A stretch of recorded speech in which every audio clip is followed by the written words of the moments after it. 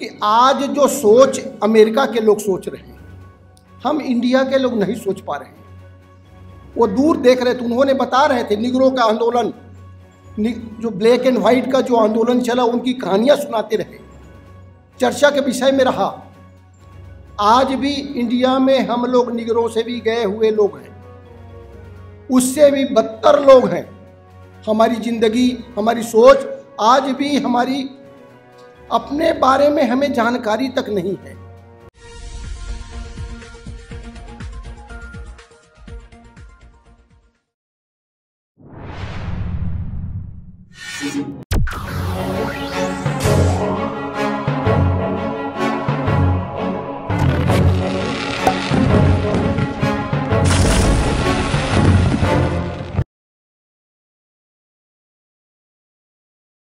आज के इस बहुजन संगठनों के सम्मेलन में लगभग 40 या 50 संगठनों से आए हुए वरिष्ठ साथियों,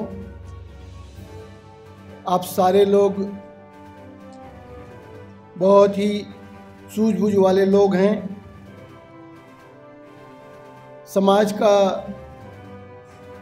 को दिशा निर्देश देने के लिए अपने अपने क्षेत्र पर लगे हुए हैं, अपने अपने ढंग से। मैं आज के विषय पर मैं चर्चा करना चाहूँगा। ये जो कार्यक्रम है, भाई साहब मानवता चैनल अमेरिका के साथियों ने ऑर्गेनाइज किया। ये ऑर्गेनाइजेशन में मेरे से लगभग 3 महीना पहले से चर्चा हो रही थी। मैं भूमिका इसलिए देना चाहता हूँ, 3 महीने पहले से चर्चा हो रही थी।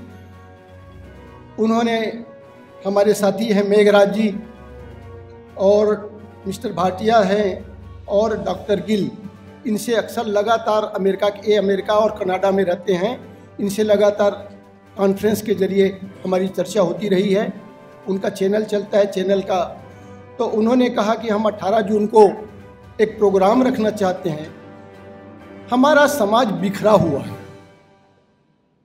ये सोच यहाँ नहीं सोच बन रहा है, ये सोच अमेरिका में बन रहा है साथियों। इसलिए मैं बहुत महत्वपूर्ण विषय है और इसीलिए उन्होंने जब सोचा, और लगातार हर बार हम लोग चर्चा करते समय ये बात लास्ट में बात आता था, कंक्लूड करते थे कि किसी न किसी तरह हमें एक होना चाहिए और बिना एकता के कुछ बात नहीं बनेगी।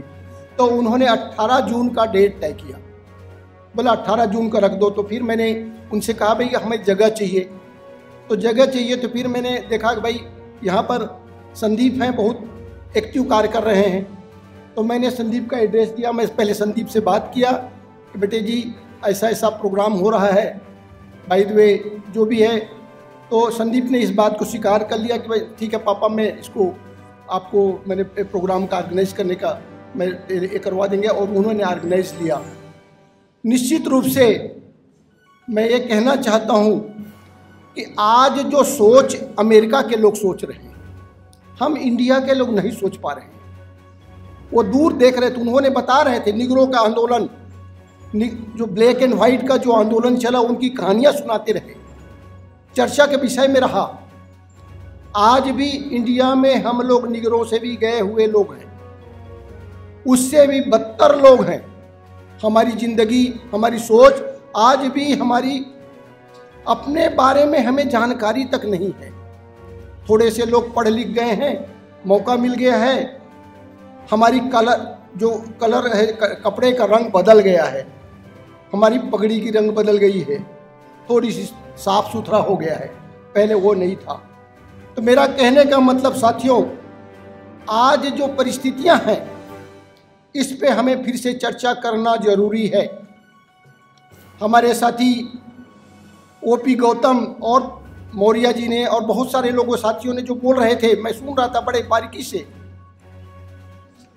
निश्चित रूप से इस आंदोलन को, ये जो शब्द बहुजन, जो शब्द आपने जो सोच रहे हैं, ये बहुजन शब्द है, एक वर्गीकरण का दिशा में एक है, कास्ट क्लास स्ट्रगल का एक सोच है।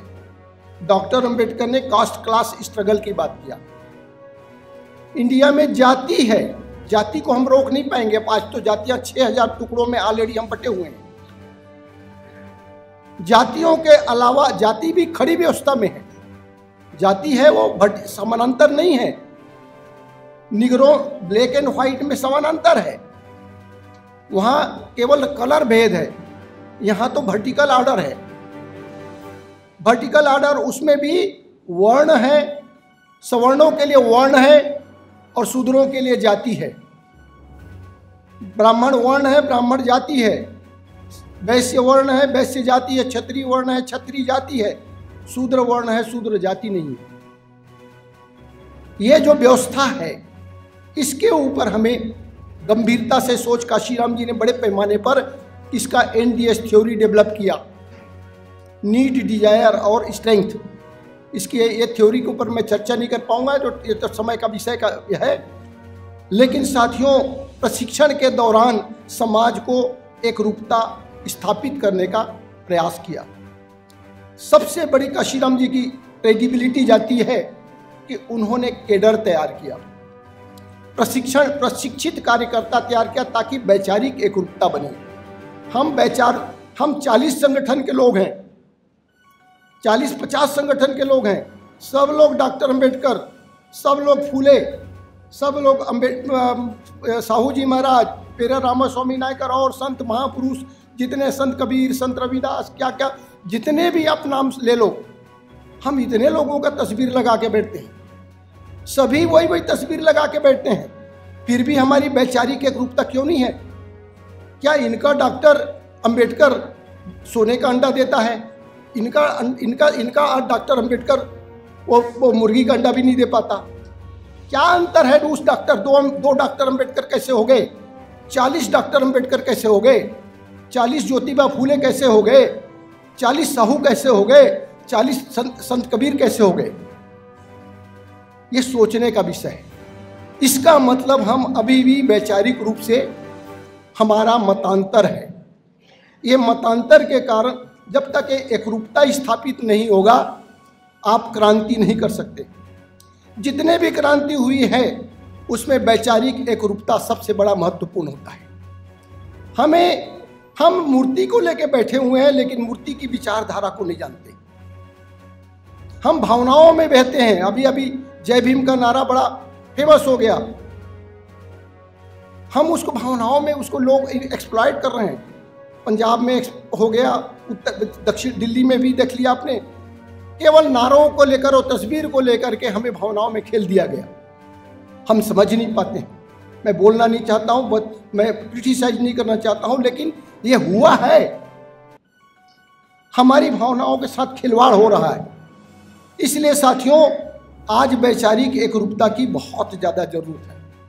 और बिना वैचारिक एकरूपता स्थापित किए बगैर अगर हम समाज को, हम ये सोचते हैं हम 40 संगठन के 1000 संगठन, हम 6000 संगठन के बजाय आज 1,46,000 संगठन बना लिए।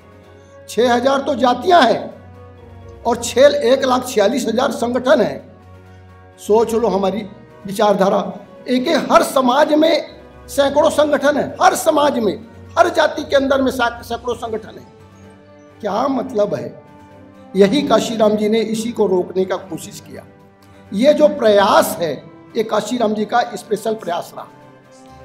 मैं फिर से कहना चाहता हूं, दुश्मन का काम हमें बिखेर कर रखना। दुश्मन ने हमें बिखेर कर रखा, ये अच्छी बात है। 6000 टुकड़ों में तोड़ा, अच्छी बात है। हमें दुश्मन चारा पैदा किया। जाति का आधार दुश्मन चारा है। हर जाति दूसरे जाति के साथ ऐसा व्यवहार करता है जैसा एक देश दूसरे देश के साथ करता है। यह हमारी सोच है, जाति व्यवस्था का परिणाम है। इसीलिए साथियों, हम सामाजिक आंदोलन की बात करते हैं। अगर हम राजनीति की बात करते हैं तो मतांतर चलता है। मत का अंतर, जिसका मत चल गया उसका राज का होता है, मतांतर होता है। सामाजिक में मतभेद होता है, मत का भेद होता है, वो राजनीति हो गया। समाज में मत एकता चाहिए, सामाजिक एकरूपता चाहिए, तभी समाज प्रेम और भाईचारा का संदेश चाहिए। ये दोनों में, समाज और राजनीति में ये अंतर है। हमें इस बात को लेकर चलना होगा। हमें किस जब तक सामाजिक रूप से क्रांति पैदा नहीं होगी, आपका राजनीति कभी भी सक्सेस नहीं होगा। यही काशीराम जी ने कहा, सोशियो इकोनॉमिक रिवोल्यूशन, सामाजिक आर्थिक क्रांति, सांस्कृतिक क्रांति पैदा करना होगा। जब सामाजिक सांस्कृतिक आर्थिक क्रांति पैदा होगी, तभी कहीं जाकर के बाकी कुछ आप यहाँ के राजकाज करने लायक बन पाओगे। राजकाज बनने के लिए तैयारी चाहिए, प्रशिक्षण चाहिए, अनुशासन चाहिए, वैचारिक एकरूपता चाहिए। जब तक अनुशासित समाज नहीं पैदा होगा, राजकाज करने की बात सोचना बहुत दूर की बात है। दुश्मन कितना चालाक है तो आप देख रहे हैं, कितनी माने गंभीर समस्या की ओर हम बढ़ते जा रहे हैं, ये तो देख रहे हैं। थोड़ा सा हमने बिखरा तो बिखरने का जो कारण हमने देख लिया कि उससे कितनी बड़ी नुकसान हो रहा है। थोड़े दिनों में कितना आज अन्याय अत्याचार का सिलसिला बढ़ चुका है। मैं यही कहना चाहता हूं साथियों, ताकतवर दुश्मन से मुकाबला करने के लिए हमारे पास जनबल तो है, लेकिन धन बल और बल नहीं है, सत्ता बल नहीं है, शासन प्रशासन उनके हाथ पे है, लेकिन जनबल हमारे पास है। हम जनबल को कन्वर्ट कर सकते हैं, पावरफुल संगठन, अपने संगठन के माध्यम से या सामाजिक एकता स्थापित करके हम जनबल को पावरफुल कन्वर्ट कर सकते हैं। ये आज का विषय का पर्पस, संगठन बनाने का पर्पस, आज का जो मिशन का सोच है, ये इस दिशा में सोच हमें बनाना चाहिए। ये अमेरिका के लोग साथी लोग सोच रहे हैं, इतनी बड़ी बहुजन की बात करते हैं, लेकिन बहुजन है क्या चीज़? बहुजन कॉन्सेप्ट अभी भी हम शेड्यूल कास्ट के लोग अलग समझते हैं, शेड्यूल ट्राइब के लोग अलग समझते हैं, ओबीसी के लोग अलग, माइनॉरिटीज तो बेचारे ऐसे ही उनकी बुरी हालत है। आप सोच सकते हैं कि ये जो छोटे छोटे में हैं, अलग अलग में, और हम सब कोई बहुजन बोलते हैं। शेड्यूल कास्ट भी अपने आप को बहुजन बोलता है, शेड्यूल ट्राइब भी अपने आप को बहुजन बोलता है। बहुजन वो नहीं, सब मिल करके बहुजन बनाना होगा। हम सब के सब दुखी हैं, सब के सब, किसी ने, कोई ज़्यादा दुखी है, कोई कम दुखी है, लेकिन सब दुखी हैं। अगर हम दुखी लोग दुख का इलाज करना चाहते हैं तो हमें संगठित होना पड़ेगा। बिना संगठित हुए लेट ऑल को sufferer come together to put up an end to their suffering. हम जितने को सफरर लोग हैं, हमें संगठित होना होगा, अपने वैचारिक एकरूपता को स्थापित करना होगा। तो मैं यही कहते हुए मैं अंत में यही कहना चाहूँगा कि प्रशिक्षण, सबसे ज़्यादा ज़रूरत है, प्रशिक्षण की ज़रूरत है। ट्रेंड वर्कर चाहिए, ट्रेंड केडर चाहिए। जब तक आपके पास केडर नहीं होंगे, प्रशिक्षण नहीं होगा, तब तक आपको सामाजिक एकरूपता स्थापित कर पाना मुश्किल है। मैं इन्हीं शब्दों के साथ यही कहते हुए कि अगर आपको रियल में सामाजिक परिवर्तन लाना चाहते हैं, क्रांति, तो इस देश में परिवर्तन लाना चाहते हैं, तो सामाजिक सांस्कृतिक परिवर्तन पहले करना पड़ेगा। जब तक सामाजिक सांस्कृतिक परिवर्तन या क्रांति नहीं होगा, तब तक बाकी परिवर्तन, सत्ता परिवर्तन और बाकी परिवर्तन नहीं हो पाएगा। मैं आप लोगों से गुजारिश करता हूं कि आज का जो सोच है, इसको कंस्ट्रक्टिव बनाएं, और कंस्ट्रक्टिव बना करके इसको निश्चित रूप से इसको क्रियान्वित करने की दिशा में आप लोग सोचेंगे। समय नहीं है, उन्होंने घंटी बजा दिया है। मैं पाबंदी बहुत, इस मामले में बहुत मैं पाबंद हूँ, मानता हूँ, इसलिए मैं बहुत बहुत धन्यवाद देता हूँ। आप लोगों ने सुना, सबको मैं धन्यवाद देता हूँ। और मैं भाई साहब अमेरिका के जो साथी हैं, उनको भी मैं यहाँ से धन्यवाद देता हूँ कि उन्होंने इस सोच को बढ़ाने के लिए आज 18 तारीख को हमको इकट्ठा करने का मौका दिया। धन्यवाद, सबको धन्यवाद।